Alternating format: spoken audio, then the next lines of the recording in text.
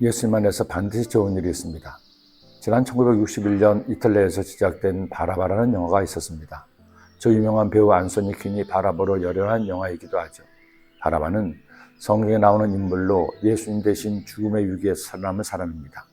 그는 밀란을 주도하고 살인을 일삼은 자로서 사형을 당할 위기에 있었습니다. 그런데 예수님에게서 죄를 찾지 못한 빌라도 총독이 예수님을 구해주려고 바라바와 예수님 중에서 한 명을 사면하려고 했을 때 사람들은 오히려 바라바를 놓아주라고 요구하므로 그는 의도하지 않았지만 예수님 덕분에 살게 되는 기적을 체험했습니다. 영화는 그렇게 예수님 대신 살아남은 바라바에서부터 시작됩니다. 그는 예수님 대신 석방돼서 다시 예전의 폭력적인 생활로 돌아갔습니다. 그러나 그가 좋아하던 여인 라헬이 기독교대가 되었다가 돌에 맞아 죽습니다. 그의 충격을 받은 그는 계속해서 사람을 죽이고 도둑질하다가 다시 체포되어 평생을 광산에서 노역을 하는 벌을 받게 되죠. 그는 광산에서 기독교인 사크를 만나고 친구가 됩니다. 그렇게 20년을 광산에서 일하던 그는 광산 매몰 상태에서 살아남아 로마의 콜로세움으로 가서 검사가 됩니다. 그리고 친구 사크는 죽음을 당하지만 바라바는 회심하여 예수님을 믿게 되고 결국 순교가 된다는 줄거리의 영화였습니다. 물론 이 영화의 내용은 사실이 아닙니다. 성경에 그런 얘기가 나오지 않습니다. 단지 작가의 상상력이 만들어낸 소설을 영화로 만든 것이죠. 그런데 그 영화를 보면 그럴 수도 있겠다는 생각을 하게 되는 영화이기도 합니다. 중요한 사실은 이것입니다. 예수님께서 당신의 생명을 우리를 위해 주시면서 그 덕분에 마지막으로 살아난 이가 바라바라는 사실이죠. 물론 우편 강도도 구원을 받았지만 그는 영혼만을 구원받았지 육체는 죽음을 당했습니다. 그런데 바라바가 구원받은 것은 그가 잘나서가 아니었습니다. 훌륭한 업적을 남겼어도 아니었죠. 오직 한 가지 이유, 예수님 때문에 예수님을 대신해서 살아남은 것이었습니다.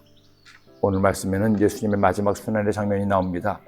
예수님께서 어떻게 빌라도의 재판을 받으셨는지, 유대인들이 예수님을 어떻게 정죄했는지, 결국 사형 선고를 받으신 예수님이 어떻게 십자가에 달려 죽었는지 말씀을 통해 알 수가 있습니다. 그런데 저는 오늘 말씀을 묵상하면서 바라바에게 주목했습니다. 도대체 바라바가 왜 살아남았는지, 그 후 예수님 대신 살아남은 바라바가 어떻게 살아났는지 궁금했습니다. 정말 작가의 상상력대로 영화처럼 그가 나중에라도 자신을 대신해서 죽은 예수님을 믿고 순교자가 되었는지, 아니면 평생 살인이나 일삼다가 죽었는지, 천국 가서 보면 알겠죠. 그런 한 가지, 바라바도 저도 여러분도 다 죽어 마땅한 죄인이었다는 겁니다. 바라바가 아무 자격 없이 구원받아 살아남은 것처럼 우리도 잘난 것 없는데 잘한 것 없는데 오직 주님의 은혜로 하나님의 자녀가 되었고 영원한 천국 백성이 되었다는 것이죠. 그러니 우리가 어떻게 살아야 됩니까? 우리가 은혜 받아 살고 있으니 우리도 은혜를 나누며 살아야 됩니다.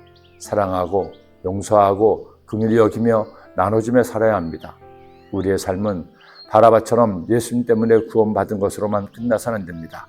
나를 구원하신 예수님을 믿고 그분의 말씀대로 살며 예수님을 전하는 제자의 삶을 살아내는 것, 그것이 주님께 받은 은혜를 주게나마 갚으며 사는 것이 될 것입니다. 오늘 주님은 우리에게 또 새날을 주셨습니다. 그렇게 은혜를 나누는 오늘이 되지 않겠습니까? 기도드립니다. 하나님 아버지, 예수님께서 마지막 사형 언도를 받기 전에 바라바를 구원하시고 그에게 새로운 자유를 주었습니다. 우리도 살아갈 동안에 주님으로 인해서 죄로부터 자유를 얻게 되었으니 의로운 삶을 살게 하시고 주님을 예배하는 죄 백성이 되게 하여 주옵소서. 예수님의 이름으로 기도드립니다.